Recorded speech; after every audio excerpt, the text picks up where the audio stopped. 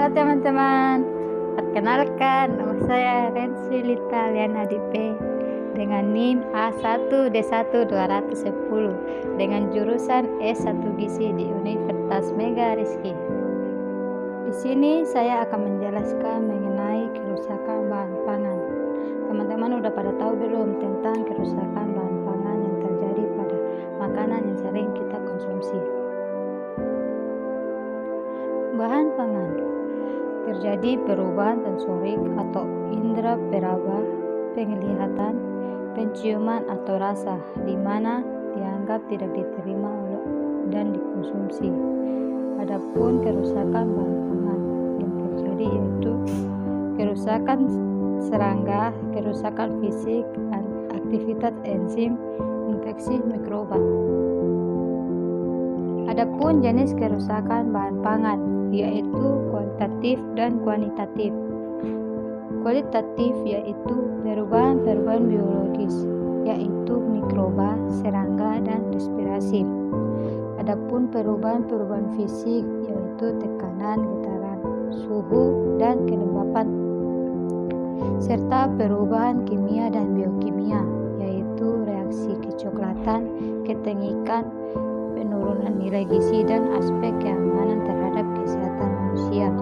Sedangkan kualitatif yaitu hilangnya jumlah atau bobot hasil pertanian akibat penanganan pasca panen yang tidak memadai dan juga karena adanya gangguan biologi atau proses respirasi serangga dan tikus.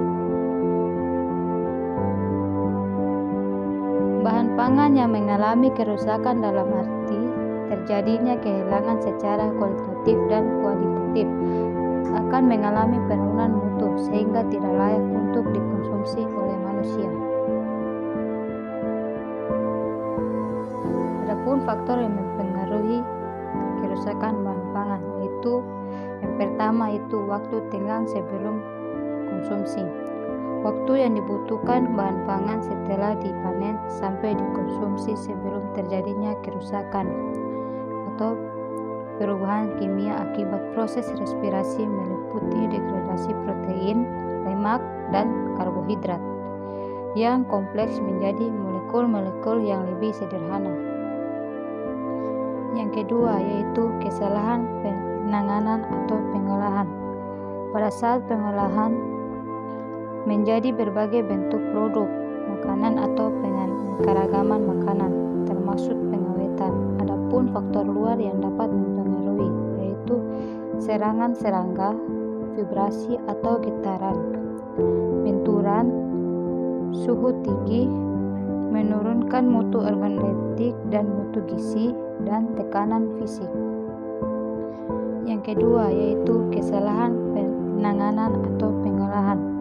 Pada saat pengolahan menjadi berbagai bentuk produk makanan atau keragaman makanan termasuk pengawetan. Adapun faktor luar yang dapat mempengaruhi yaitu serangan serangga, vibrasi atau getaran, benturan, suhu tinggi, menurunkan mutu organoleptik dan mutu gizi, dan tekanan fisik.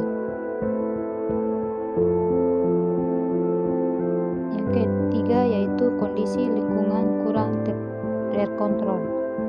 Adapun yang dapat kita lakukan pada saat penyimpanan yaitu pencegahan. Yang pertama, simpan pada suhu 60 derajat Celcius. Yang kedua, bahan yang telah dibekukan segera dimasukkan setelah dicairkan. Yang ketiga, bahan mentah disimpan di lemari pendingin. Yang keempat, bahan yang sudah masak harus dimakan 1-2 jam setelah masak atau secepatnya dimasukkan ke freezer.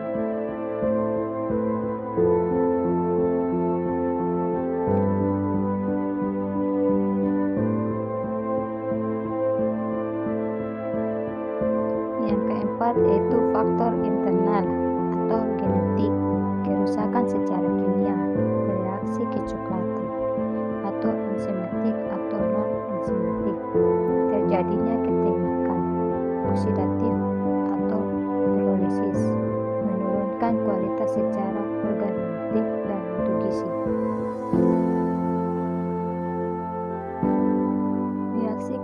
penceklatan enzimatik terjadi apabila tersedia substrat senyawa fenolik, enzim polisfenol oksidase, fenolase, polifenolase, dan oksigen.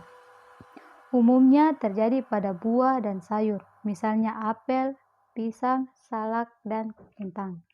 Reaksi enzimatik makin cepat reaksi jika didukung oleh suhu 20-40 derajat Celcius atau suhu aktifnya enzim. Reaksi pencoklatan non-enzimatik. Yang pertama, reaksi Maillard. Yang kedua, karamelisasi. Pemecahan molekul sukrosa menjadi glukosa dan fruktosa. Yang ketiga yaitu pencoklatan akibat vitamin C. Tahapan dari reaksi Maillard, asam oklobat, senyawa reduktor produksor membentuk warna kecoklatan. Ketengikan yang disebabkan oleh lemak tersusun dari gliserol dan asam.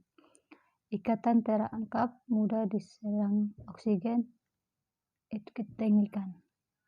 Reaksi lain yaitu hidrolisis disebabkan oleh asam, basa, dan enzim. Ketengikan menurunkan nilai gizi bahan pangan dan merusak kadar vitamin larut lemak, utamanya yaitu vitamin A dan E.